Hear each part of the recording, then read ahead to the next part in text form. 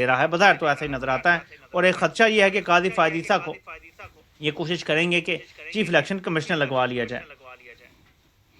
اب آتے ہیں اگلی صورتحال کی طرف، اور وہ ہے آج کی اصل خبر. جی ہاں ناظرین، جرنیلوں پہ پابندی لگانے کی قرارداد تیار ہو رہی ہے، اس کی ڈرافٹنگ شروع ہو چکی ہے. جو ولسن نے ٹویٹ کیا ہے کہ I am grateful to share that I am drafting the Pakistan democracy act. باقاعدہ ایک ایکٹ بننے جا رہا ہے، پاکستان ڈیموکریسی ایکٹ. ایک نارمل ریزولوشن نہیں پاس ہو رہا، یہ ایکٹ بنے گا، یعنی یہ لا ہوگا، یعنی یہ بائنڈنگ ہوگا اگر یہ پاس ہو جاتا. اور پاس کیوں نہیں ہوگا؟ اگر پہلے 300 لوگ کر چکے ہیں ہمارے الیکشن پہ، اب کیوں نہیں کریں گے؟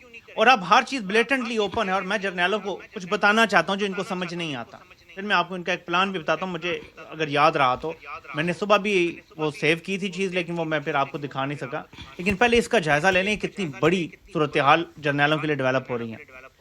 لکھتے ہیں Pakistan democracy act to ban from the United States those in the Pakistan military government responsible for the wrongful persecution and imprisonment of Imran Khan. Thank you.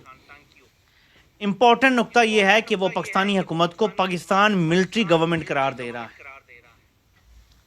یہ کل کا بچہ نہیں ہے، یہ حکومتوں کے ساتھ کام کر چکا ہے، پرانا گھاک سیاستدان ہے. وہ کہہ رہا ہے پاکستان کی ملٹری گورنمنٹ میں جو لوگ ہیں عمران خان کو جنہوں نے ناجائز غیر قانونی قید میں رکھا ہوا ہے، ان پہ پابندیاں لگانے کا ایکٹ میں تیار کر رہا ہوں.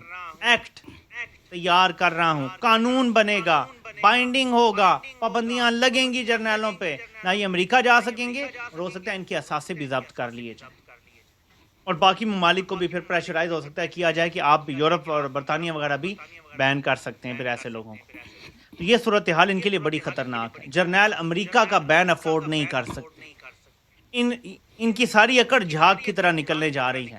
اور میں تھوڑی سی جرنیلوں کی توجہ دلا دوں، امریکہ نے جس طرح یوکرین سے آنکھیں پھیری ہیں، اور یوکرین سے زیادہ سگے ہو تم. امیجن کریں، میں اب آپ کو بتاتا ہوں ذرا، یہ اردلی ہیں امریکہ کے، یہ بلکہ یوکرین کی اردلی ہیں. یہ جو پچھلے 3 سال پاکستان کی فوج یوکرین کی اردلی بن کے کام کرتی رہی. وہ کیسے؟ چوں چوں